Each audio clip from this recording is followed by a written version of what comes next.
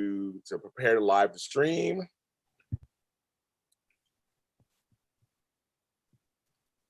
Setting it up. It says we're on YouTube. And oh my God, come on. You guys out there, if you're watching us right now, it's because I'm new at this. Hi, I'm James Lott Jr. And that's Frank Moran.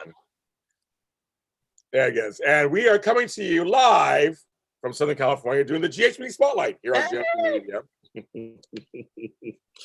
Oh, you guys, as you guys populate them.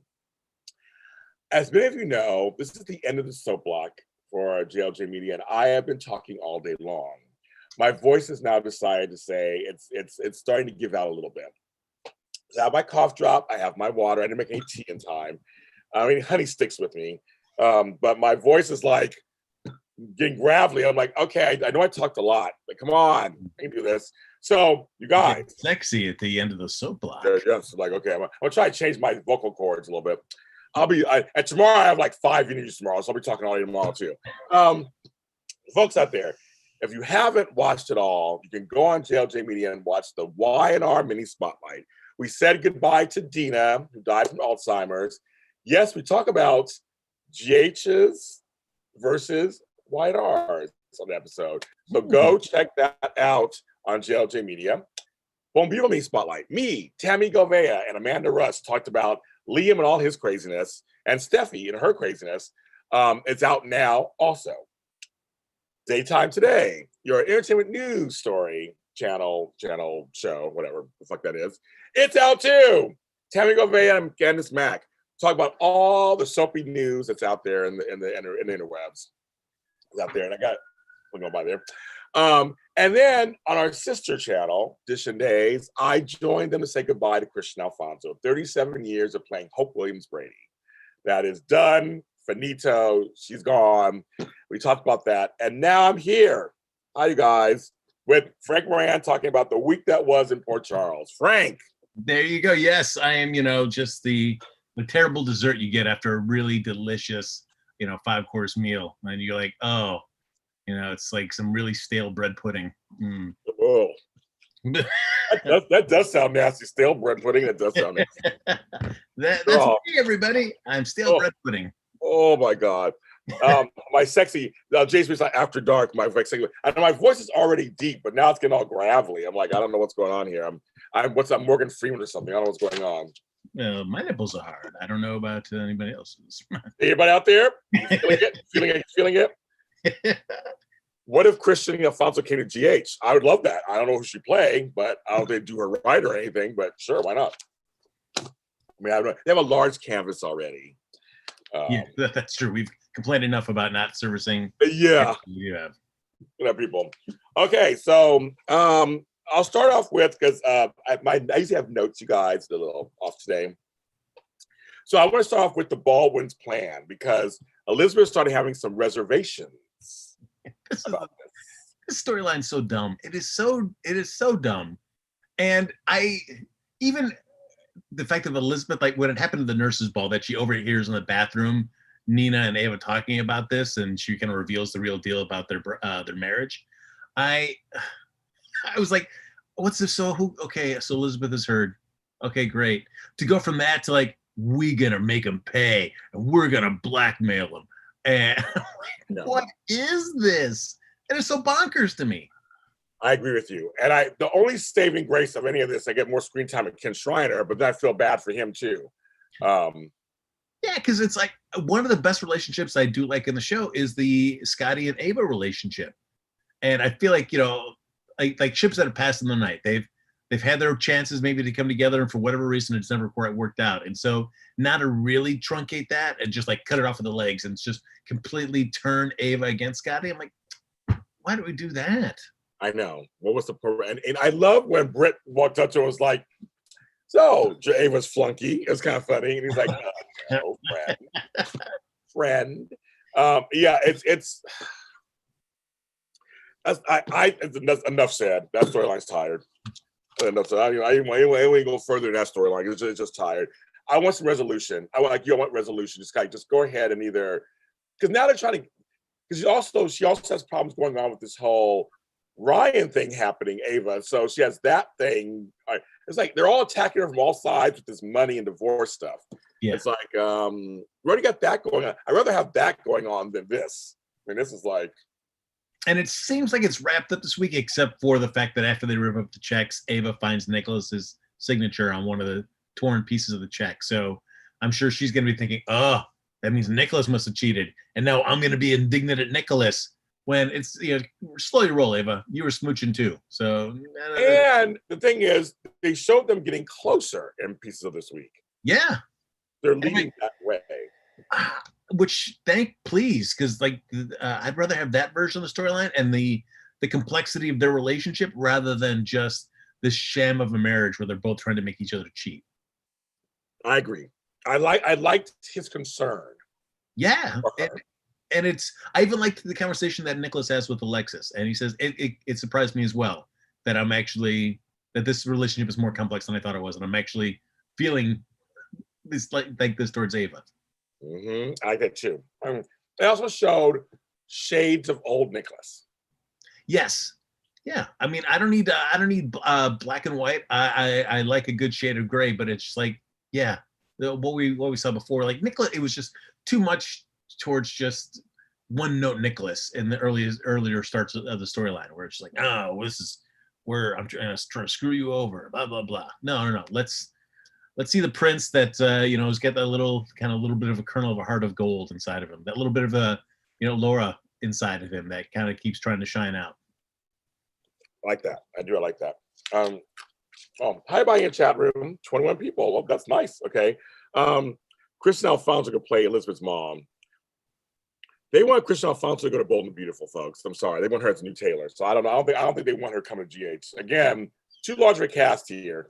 She'll get lost in the shuffle. I don't know.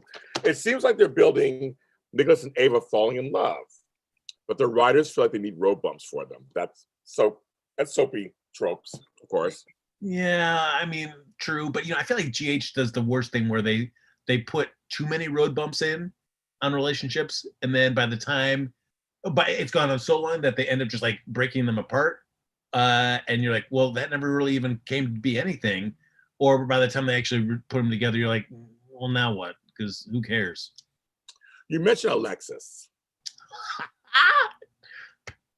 I've loved her stuff this week. I think she was hilarious as a drunk, playing it. Basically, she's playing a drunk in a realistic way that you're not just like, I think she's just a little off. Yeah. And I loved her at the beginning of the week with Sunny's, Mike's celebration, I guess.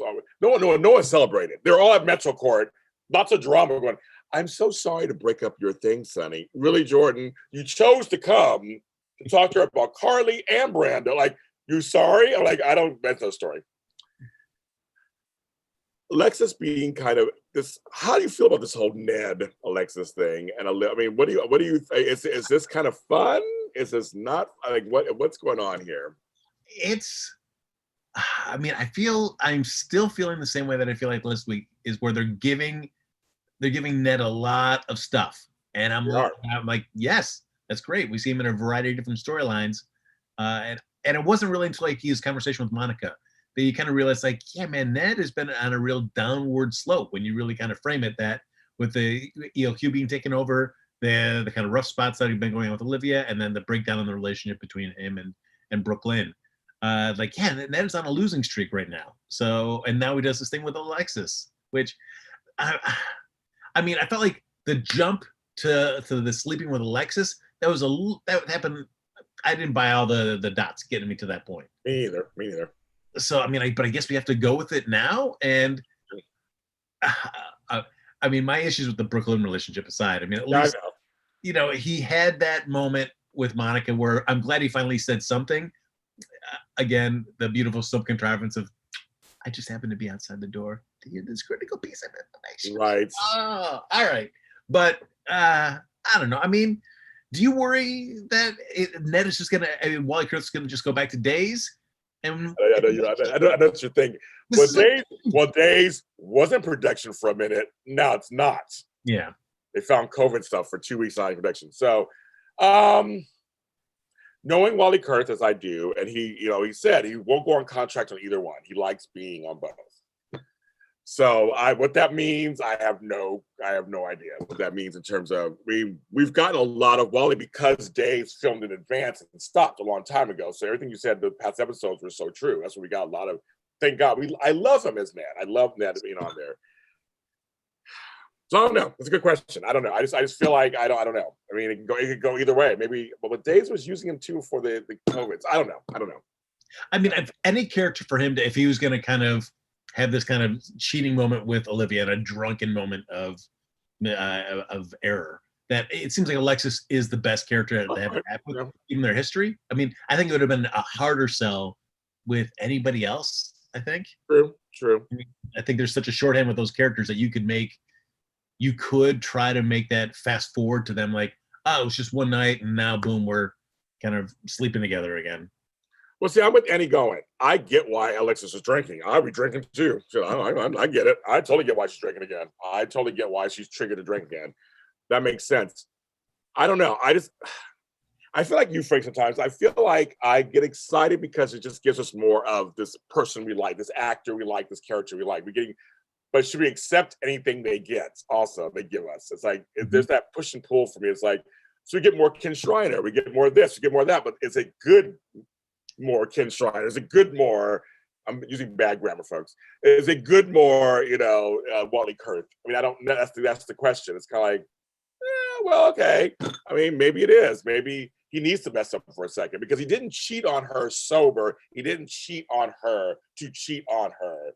It was he's not Edward. It was a drunken mistake, basically. I mean, and there's always, it seems like the fact that you don't come forward with it right away is the thing that's going to end up being the worst part of all. Which will send her to Robert. Yeah. I mean, true. It seems to make sense. I mean, because, now that they have Gregory Harrison coming as new... that's like Gregory Harrison. I was like, Trapper John. I'm like, what's going on here? I was going back in time, Frank. I was like... My old ass was like, I remember him from a long time ago. He was hot stuff back in the day. So Jackie Templeton's not cheating right away on Papa Finn there. No. So no, not at all. It does make sense that when things go sour between Ned and Olivia, that Olivia going to Robert makes sense. I think it's too. Until they can bring Holly back at some point, and then it'll be again. I think it's good for Wally Kurth. No, I agree. I think it's great to see people of a certain age getting storylines, but I still want good storylines. So that's where I'm torn. So like, it's not. I don't think it's horrible, but I just think it's awkward. I guess I don't know. I mean, I'm okay. I guess yeah. I mean, I guess what I liked about this, in a sense, is what I kind of wish happened with Nicholas. When Nicholas came back, it was so one note. About first it was the codicil, and then it was just all about this sham relationship with Ava. That I lamented about the fact that he didn't get involved in the hospital drama with Cyrus. So now you've got Ned, who's got 3 different storylines going on: the ELQ, the Brook Lynn, and the Olivia stuff. And Alexis kind of tied in with that as well. So there's multiple storylines, and I do like the idea that you get a character having multiple things happening to him at the same time, and it kind of opens him up to different character interactions. That's true. And seeing him more with Sonny and all that stuff is kind of interesting too. Now there was this kind of thing of him and Brook Lynn are still estranged. And people are kind of saying, well, he can't talk now. But I always say, do as I say, not as I do. We're parent friends. Like, don't do what I do. Do what I say. So I think it's kind of, I mean, it makes me laugh a little bit because I'm just kind of like, he's saying stuff like take things out, but it's still true. Someone could still do wrong and be correct. That is true. I feel, I mean, it was difficult handling because you wanted that scene of I was like, why didn't Ned ever just tell Brook Lynn how he really felt? And so I was glad that Monica forced this conversation to happen. Yes. But you just saw, and I guess you relate to that. Even though you want the best for your parent, you cannot properly articulate your feelings, or you just default to just kind of the Quartermain way as your solution to everything. And so when he went down and it's like, you've learned your lesson. I'm like, oh man, why? This is not any way to kind of bring her back into the heart and into the family. Are we liking Ronald Lane as Brooklyn now? No. My quick Brooklyn impression. of every time that, especially when she's got the big old bandage right up there and somebody talks about singing and she's always like, and this is always her reaction. Yep, that's her. It's just, which I'm thinking in real world, if you saw somebody kind of go, kind of look to the side, you'd be like, what's up? What's up? Right. And she does that all the time and nobody ever says anything.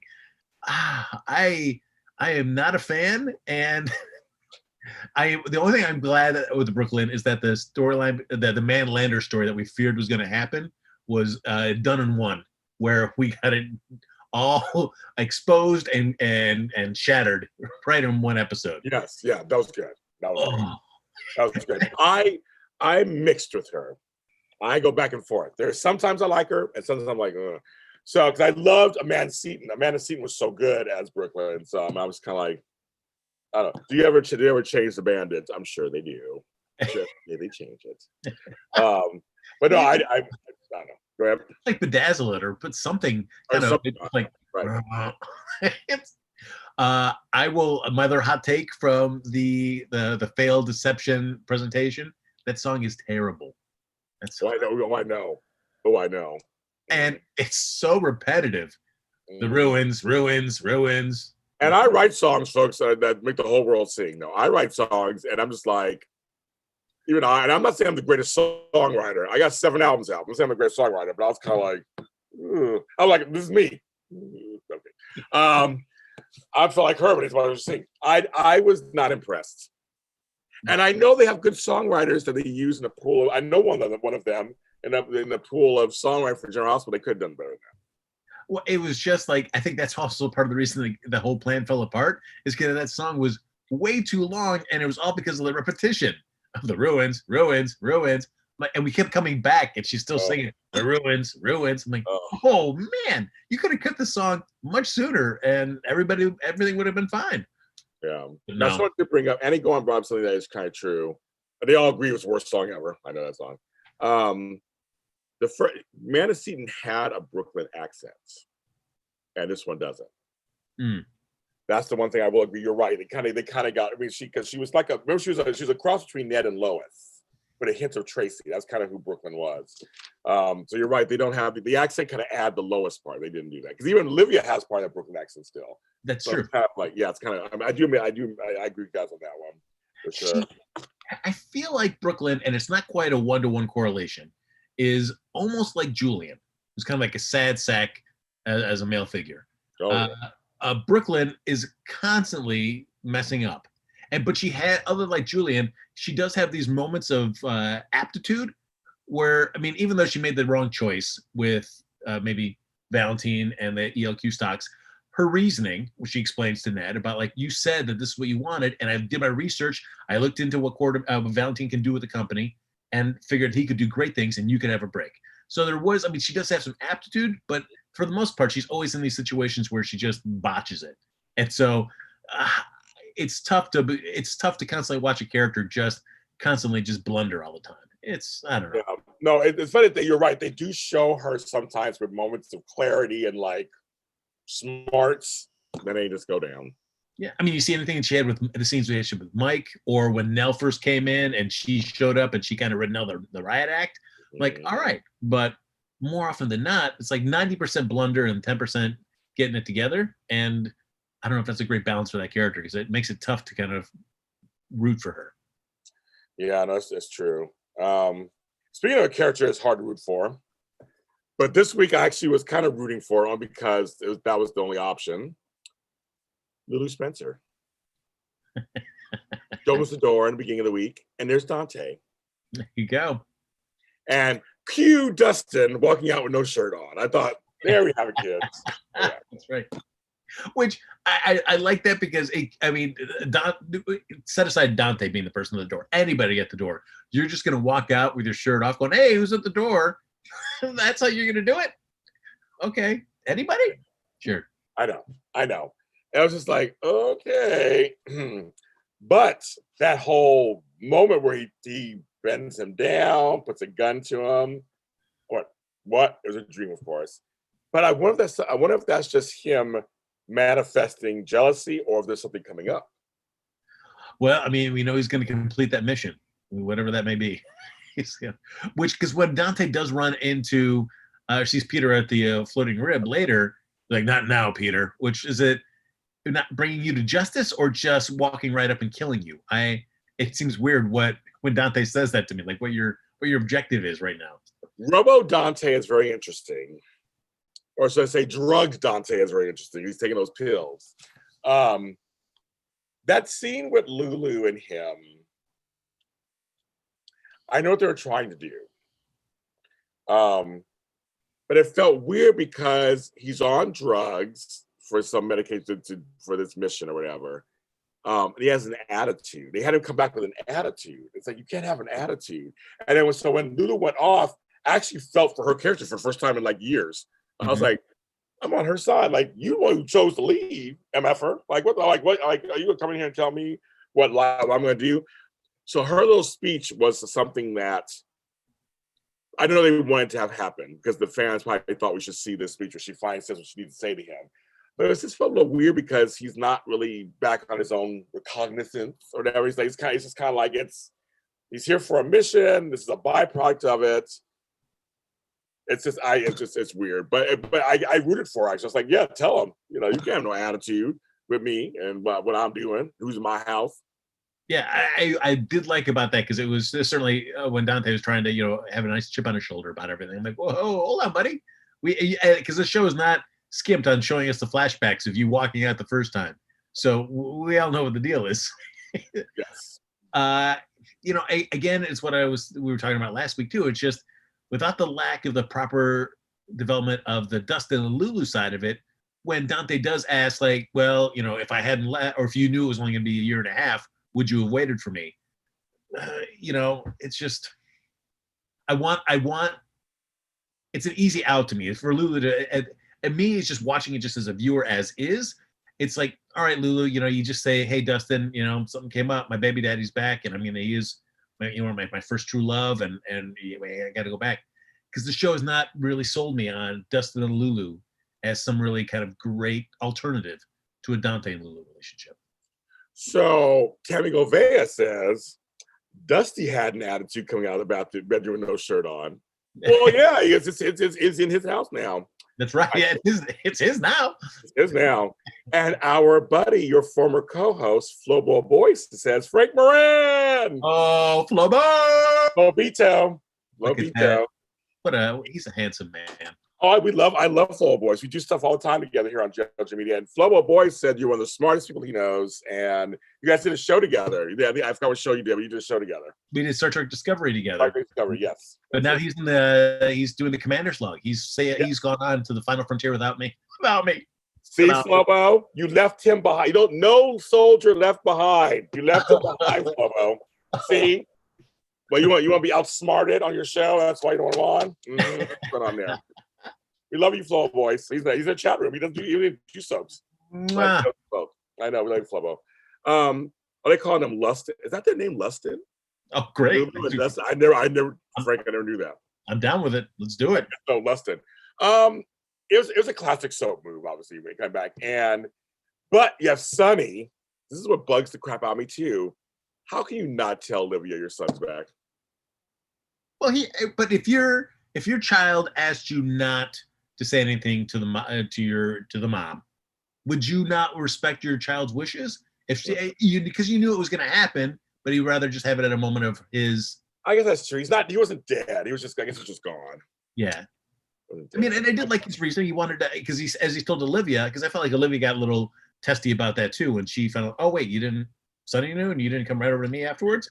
But the reason's like, I wanted to go check in with Lulu and the kids. I mean, understanding that's a very good priority. It's not like I just wanted to go grab a beer at the Floating Rib and just chill for a little bit. Back off, Ma. Yeah. Oh, Frank is VIP. He's always welcome. Oh. Francer Flobo Boyce said. Get ready for me to beam aboard, buddy. Beam aboard. That's right. Hello to 36 people watching us. That's the most we ever had. So thank you. Also, I want to thank everybody.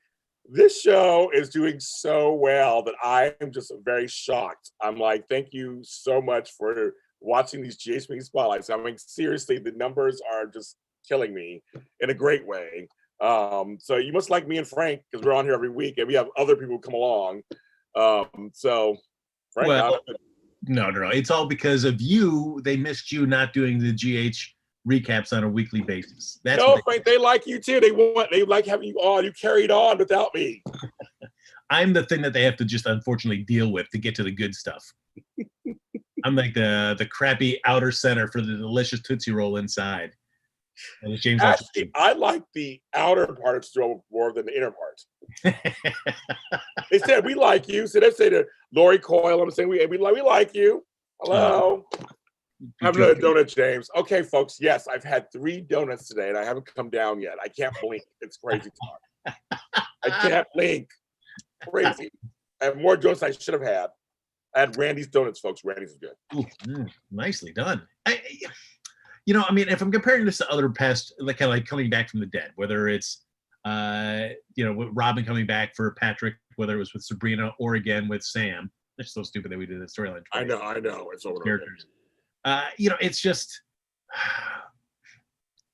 it's tough to get invested in that if you don't build up the other relationship. And at least I felt with Sabrina and Patrick, they did a better job of building up that relationship, so that when it did happen, you could feel the crushing defeat that Sabrina felt of having what she thought was going to be the best day of her life turn into one of the worst.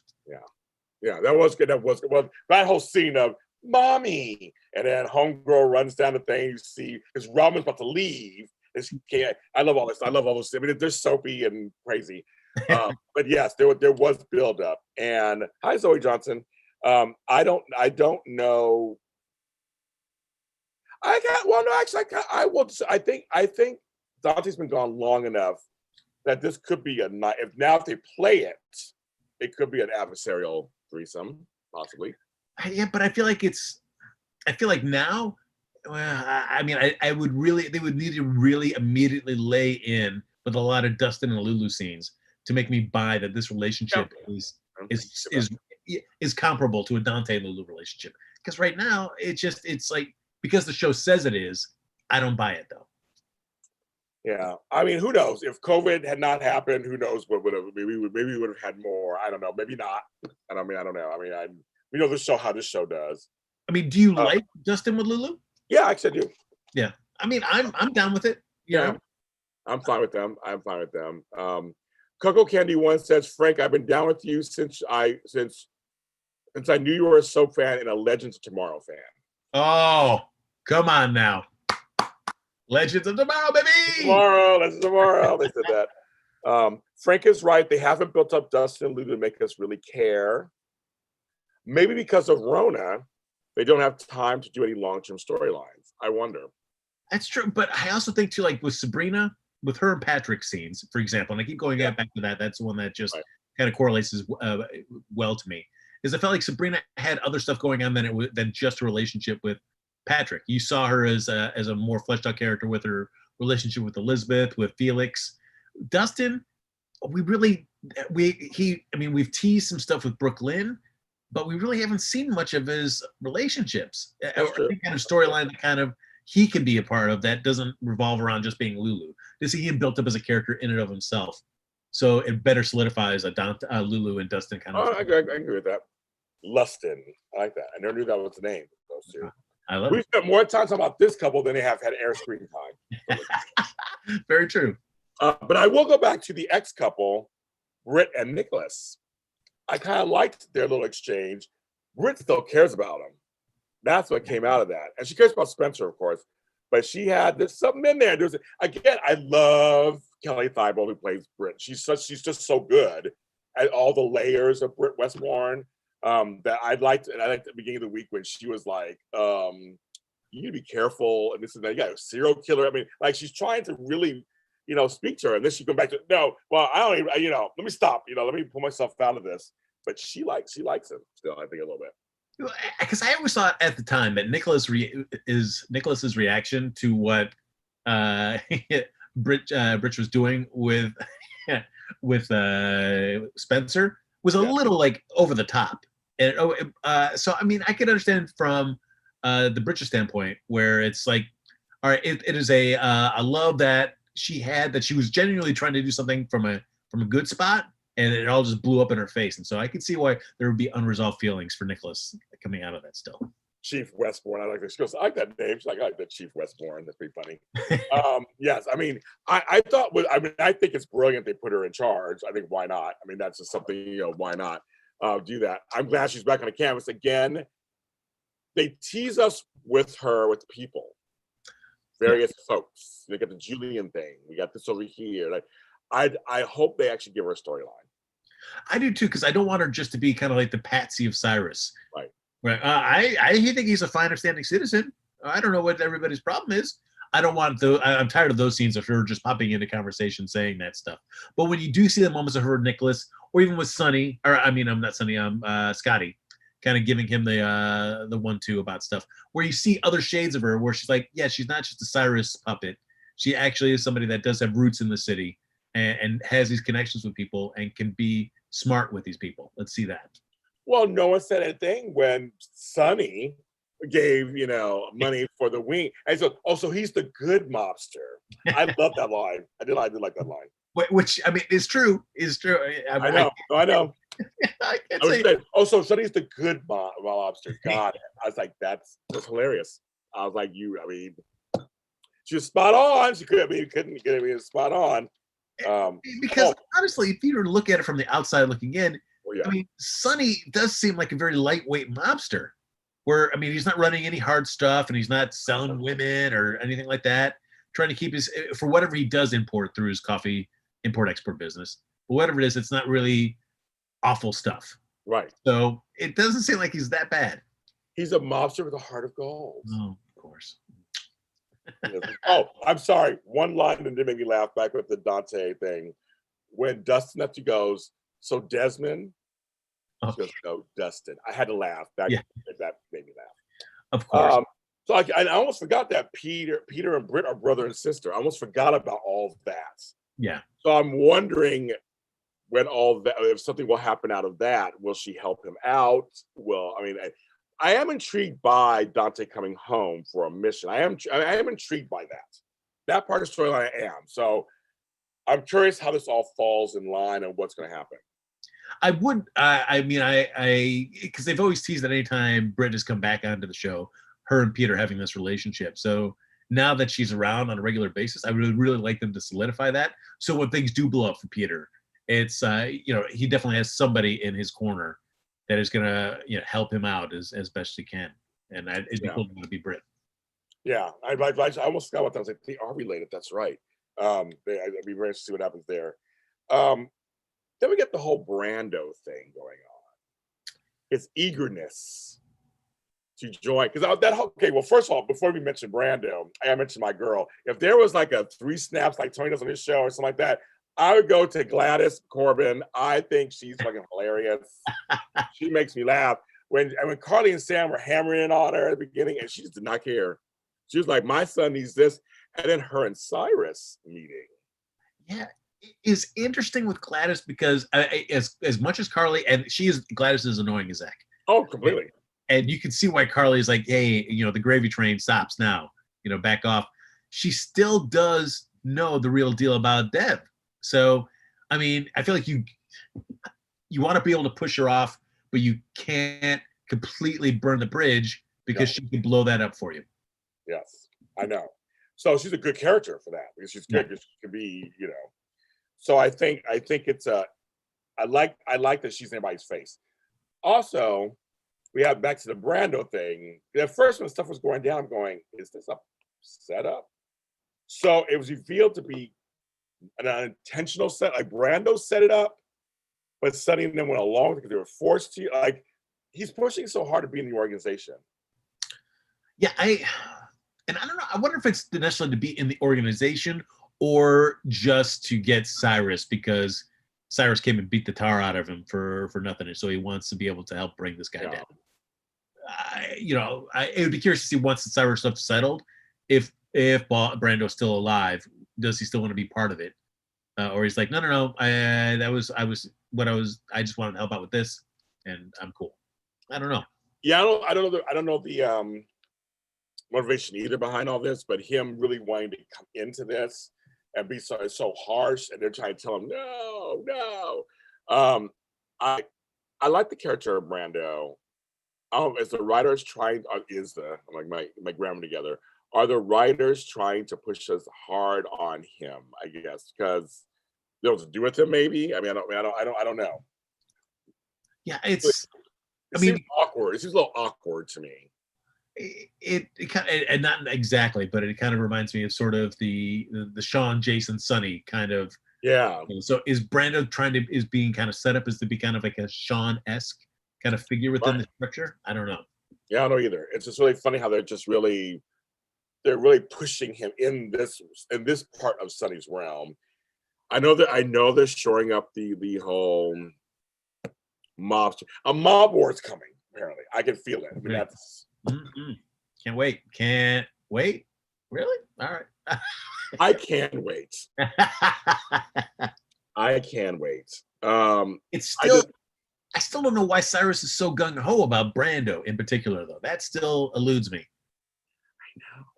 Well, yeah, keep saying it's because it's part of Sonny's family, and maybe he's the easiest one he thinks to pick off.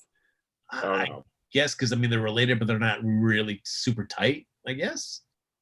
But see, he's also trying to get Julian too on board. Ask everybody about Julian and how's your brother? What's going on over here? I mean, it's like you want to date him? Like, what's going on? Like, well, I mean, what's going on here? Like, you want Julian so bad, you can taste it.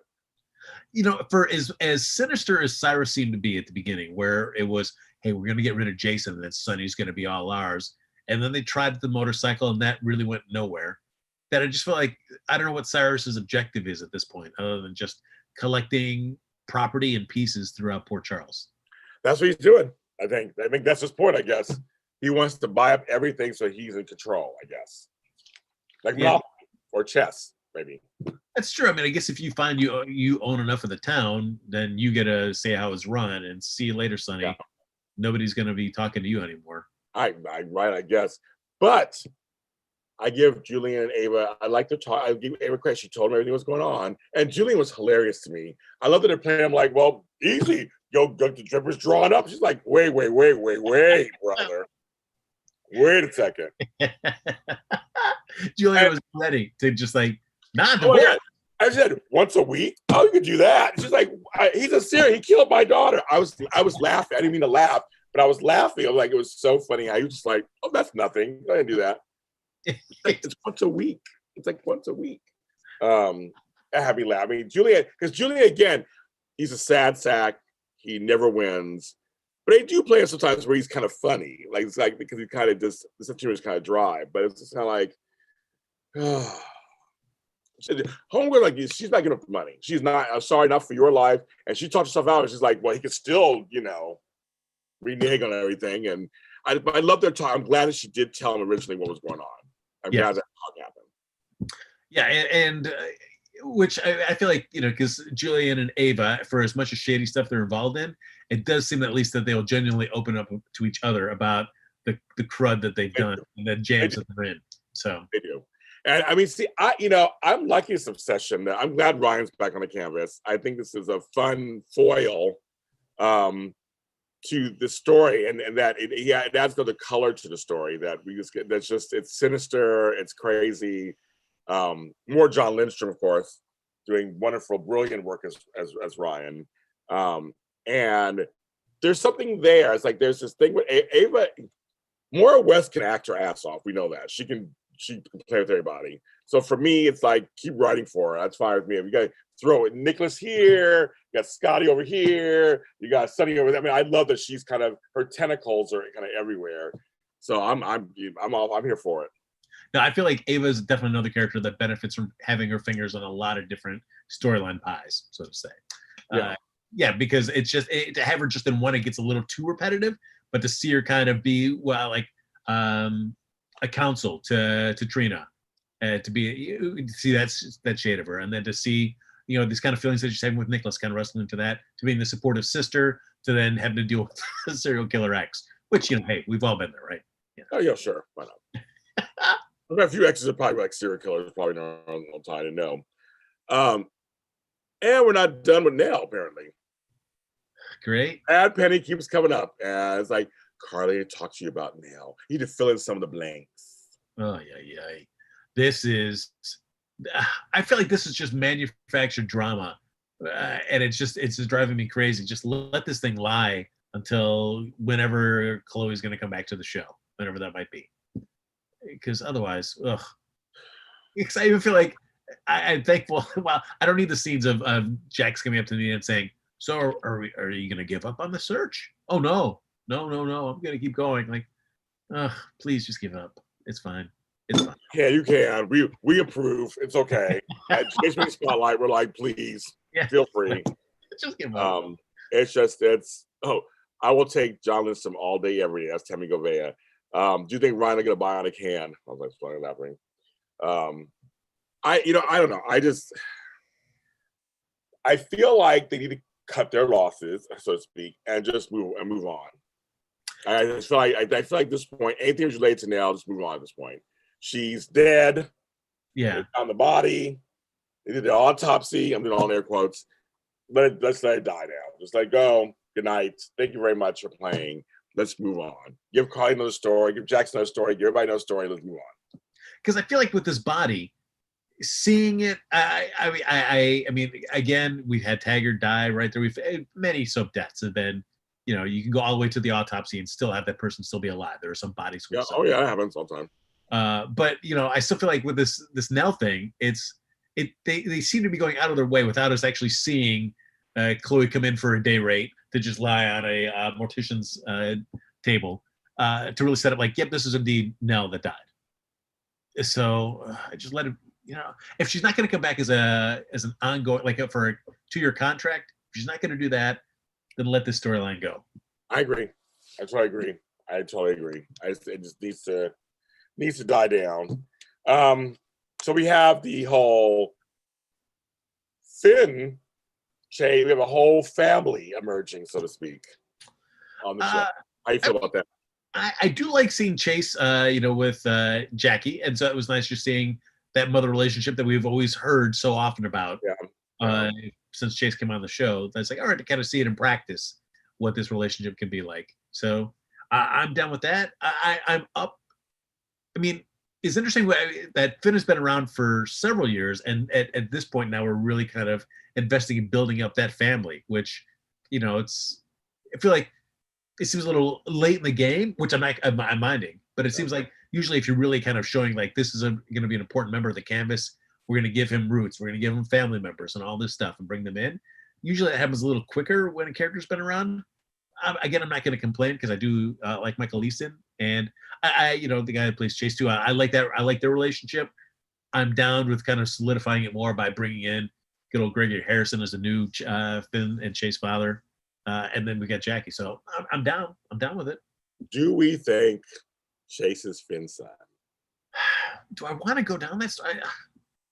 It's been done before, folks. It's been done before. I say no. I say make him have an affair, maybe. Okay, an affair or something. But no, I don't know. I don't think.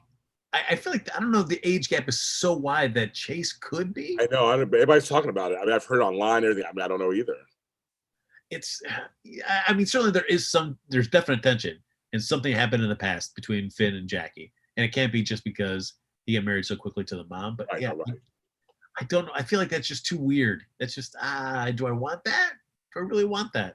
I don't. I don't want it. I like to be brothers. I just think that maybe something happened with the stepmommy and son, maybe. But I don't want it to be. I don't want it. I mean, if that is indeed the case, is it something that Finn knows and it's like, yep, I know you're my brother? Because I don't feel like he's played that there's definitely friction between him and Chase's mom, but never that, oh, hey, I mean, certainly he was reluctant to have like any sort of family relationship with Chase when he first came on, but I don't know if I describe that to necessarily being like, I'm really your father. Yeah, me neither. It wasn't played that way. Yeah. So to come back now and say, oh, yeah, I've known you've been my son all along. That's why I was so reluctant to embrace you when you first came into town. It would seem weird to me. I agree. No, I totally agree. Everybody in chat room, we got 40 people watching. 40 people. Wow, that's more than we have 42. Thank you. Woo. People are saying, and I've heard online, I'm just thinking that's a classic soap thing, of course. But I'm hoping that don't happen either. No. Or she was with Finn and Daddy stole her. Now I'll take that. I'll go for that. Yeah. I'll go for that. He married. It happened to me in real life. I actually had a best friend who was a woman who married my father's third wife. I found them together, and I was like, "Oh, okay." And she was my best friend. So she became my third wife for 10 years. She was my third wife, my third stepmother. So I do understand in real life what it feels like. Oh, jeez. Yeah, so that would bring some tension between father and son. Very true. Yeah, so I would go with that. I wouldn't mind that so much. Yeah, and especially, I mean, I guess you could do the reveal if you wanted that Chase is Finn's son, but Finn doesn't know that. It happened so quickly after Dad came in and swept her away that. Yeah. You know, and so then you got Anna and Jackie Templeton. They didn't know each other back in the day, so that didn't happen. So it'd be interesting that there. Mm-hmm. Yeah, it seems weird that one line she throws out to Finn. I am interested in getting to know more about this Jackie. I know. It's like, okay, sure. Thank you, Mary. Yes, hit that like button, folks. Hit the subscribe button. Even more importantly, I'm almost to 1,000 followers on here on JLJ Media. Love it. Love it. So I'm like 12 away. Is there any marriage that you're less interested in ever seeing come to bear than Finn and Anna's? It's whatever I felt for them is dead. Yes. They take it too long. And I don't mean maybe it's the pandemic also, maybe the COVID did it too, but it is so, it's like I'm bored to tears. I don't even see Violet anymore, and she's a cute little kid. I'm bored to tears. I mean, other parts of the storylines they have are more exciting. The hospital for him, her with Peter, I'll take those. You know how much I hate Peter. I'll take those. This wedding planning, that's all they do. It's about wedding planning and shit. I'm done. Oh, it's rough. And for me, I feel like the death knell in that relationship happened when Finola Hughes took her vacation and she was gone for the longest time. I feel like that was really the death knell for that relationship.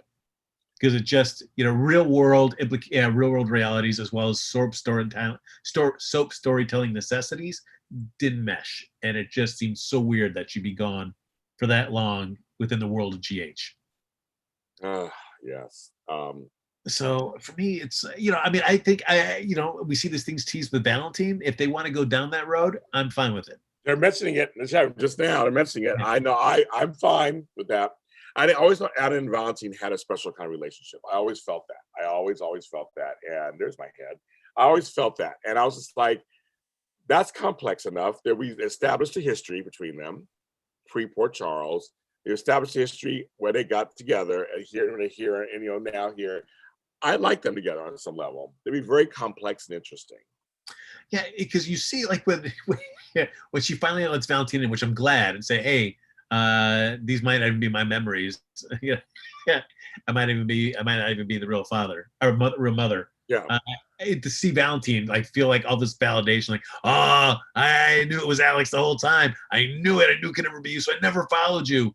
To see him start I'm gonna get her. I'm gonna make her pay, and to watch Anna realize what have I done? What? Right. You're scaring me. You're creeping me out. You got to go. To see that kind of play in that relationship would be interesting. Yes. I know. I think somebody's bringing up Valentine and Brook Lynn. That's another one that kind of worked too. So I don't know. And I just think there are parts of the storyline. There's great people in the storyline. I think it needs to be kind of untangled and maybe written. I don't know. Just send anybody off to their corners or something. I don't know. I think whatever happened at the beginning, it just died for me. It's all dead for me at this point. There's no excitement whatsoever. Yeah, I feel like the next thing that needs to happen is they need to really blow up this Peter thing.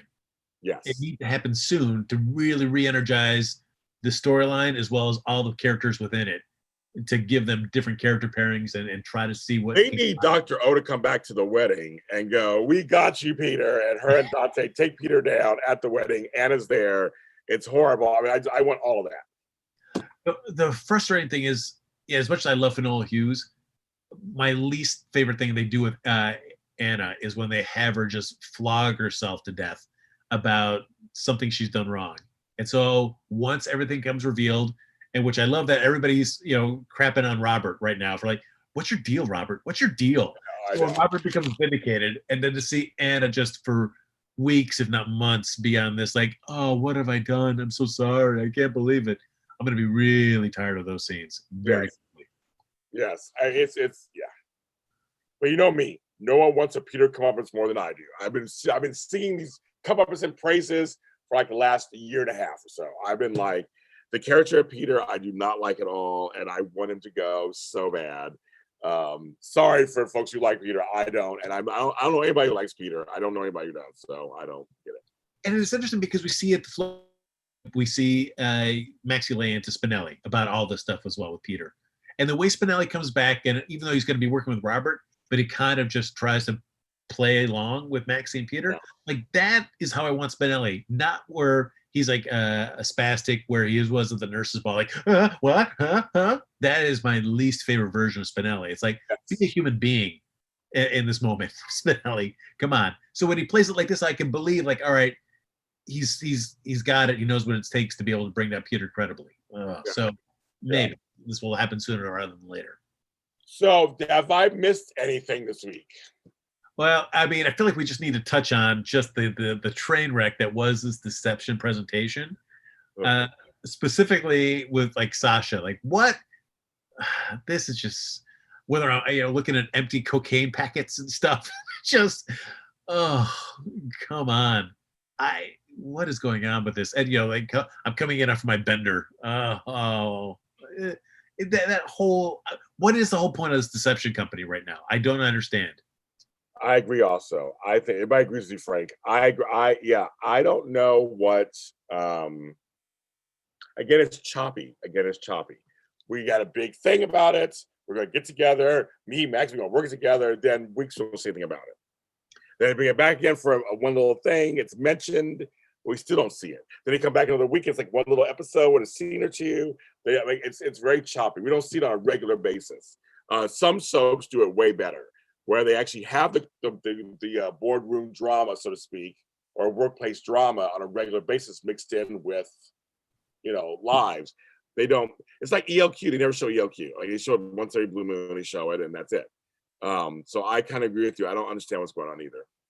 Especially when they reach out to Chase and say, "Hey, check on your girl here," and all he does is just send a text. And right. Like, what is that? How's that helping? How's this? Yeah, I know. It's so weird. I mean, it's all, and the Sasha drug thing, I'm over it already too. I'm like, it probably sounds like a good idea on paper. Like, we'll keep her around, do something like this, but I'm over it already. I'm just like, just get her either in rehab or fuck up really bad, and I'm done. Yeah, because I don't need to see any more scenes of her like shakily applying lipstick. Just, oh man. I mean, I get what they're trying to do, but again, I'm not interesting. It's not interesting to me. I'm not interested. I think Sasha should just, again, be redeemed and move her on. Something. I mean, there's things you can do with her. I mean, she is age approach. There's things you can do. You can pair up with people. Things you can do. Just like let's just get there. I wouldn't mind Sasha and Brando. No, I'd be down for that. Absolutely. Couple, great age, everything. I mean, why not? I mean, there's things you can do with her. Yeah, and if she's going to get more involved into the drugs, then that's going to bring her more into Cyrus's orbit, which makes sense for Brando to be around. I'd be down for Brando to be the one to help kind of pull her out of that terrible spiral she's in. I'm in. See, we wrote the song already. We wrote the song. Oh, I saw Tammy. We said we hated the song. We talked about that earlier already. Say how much we hate it. Oh, yeah. But for all the time that we really spent on Maxie, kind of really and that was even our fits and starts bit with her frustration at Deception and not Deception. I'm sorry, at Crimson, and how she kind of was chafing under Nina's kind of leadership because she felt like she had to do so much of it herself. And I feel like even though it was in fits and starts, I mean, it did. I'm glad that they picked up that storyline again. And I was like, yeah, Maxie is very credible in this role. She should push to be able to do something of her own. And then just to have it be this, it's just because now I feel like all Maxie's storyline is just the Peter thing. And I'm like, there's more that you could be doing with Maxie than just the Peter stuff. I agree. I agree. So, I feel like, with you, they made a big point of her leaving Crimson, doing all this stuff, and then we don't show her really a Deception. We show her a couple of times, and that's it. Yeah, because then I feel like, well, why don't we just get rid of everybody there? We'll just have, I guess, Lucy just kind of be in the background and let Maxie run this thing, because I feel like that's the only way things are going to get done credibly. I agree. I totally agree. And I think you need to let her really be in charge, basically. Like, just come on, just do it. Yeah. That's the whole point. It's like, and let's see if Maxie fails or succeeds being in charge. That's what we all want to see her succeed, of course. We're all rooting for her. So I think that could be it. But they're doing the whole Peter thing. Ugh. And one last shout out I'll give to, we talked about the conversations, but just the moment of the Dante and Olivia reunion. It was nice to see. It was. No, it was. And those two have great chemistry as mother and son. I mean, she looks too young to be his mother, of course, in real life, but they look good together. But it's because we saw Olivia angsting over her son this whole time. Like, we saw it. So it goes to your point earlier, Frank, about that. It was shown. So now we see them together. It makes sense. And it's the original actress, of course, which helps a little bit too. But we saw Olivia really agonize over her son being gone. We know Olivia is a family person. So that really, I agree with you. You have to have ice in your veins, which normally Frank usually does have ice in his veins. There you go. You have to like it. I felt like this weird warm sensation in my heart. I was like, what is this? And I called 911 just to check. Okay, just in case. Am I dying? Am I dying? I'm watching this TV show and my heart is feeling warm. What's going on? My heart's working. It's working. Kind of weird. I don't know what's going on here. It's just crazy. But it was a beautiful moment. It was a great moment. It was really good. And ooh, sorry, I was like, something. My light came on outside. I'm like, must be a possum or something out there, rustling through my leaves. There's just a fan, Jingle Junior fan. They're like, don't look in the window. Stay out there. That's scared the crap out of me just now. And the thing is, this whole thing with Lisa Cicero has been getting great airtime and has been showcasing her talent. That's the one thing I'll say out of all of this. That's one positive I will say out of all of this stuff. She's had great. She's being showcased. Yes, give her. I mean, it just we've talked many times that there is a great roster of talent on the show. So it's great when they give them an opportunity to kind of show what they're capable of. It is, and that's the thing about Frank and I, all of us on here, Carla, Lucretia, all of us have talked about this. We all just feel like, I know fire trucks like last time, Tammy. I feel like they all can perform. They all can do good stuff, comedy, drama, everything.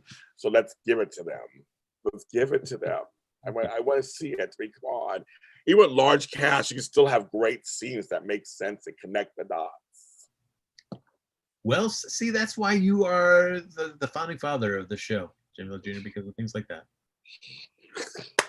That's why people are excited for this show, because you're back giving this. No, they like Frank Moran, folks. They said it earlier. They watch you. They like it. You kept the ship going. That's all I know how to do. All I did is steering the ship down the waterway. That's all you were doing. If GH ever ends, I don't know what I'm going to do. I'll just sit here still Sundays at 6 o'clock and I'll just be talking into my computer. Nobody will be listening, but I'll just be here just talking.